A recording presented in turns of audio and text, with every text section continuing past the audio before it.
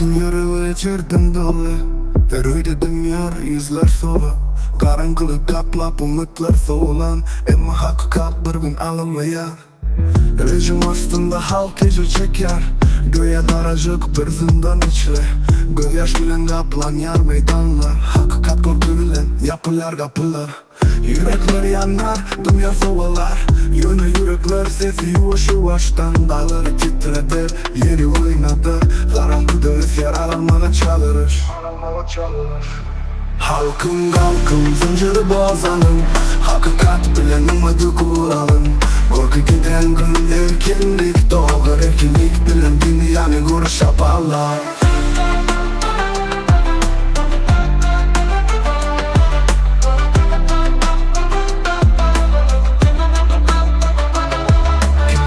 Behbedi için halkını satar. Kimdir yalan söz bilen yürekleri boğar. Halk kargı olup korkuda ihtiyar. Yönü umut bir gün dünyanı yakar. Her ayda korkudumak yaşayar. Halkın kalkın zulümün altından. Yarılan yürekler bir gün birleşir.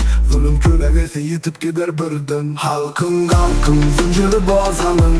Hakikat bilen umudu kuralın.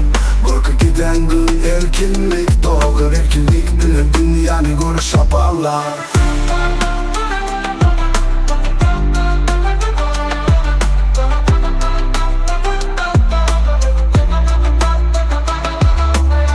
Yalan sözlerden yüzümü soğ.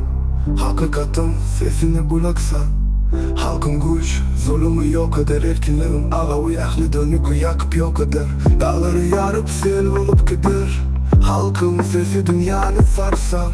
Hakikatin ışığı bilen yaşa. Karanlık bilen yetmez hiç haçan. Halkın kalkın zinciri bozalım. Hakikat bilen umudu kuralım. Korku giden gün erkinlik doğar. Erkinlik bilen dünyanı görüş yaparlar.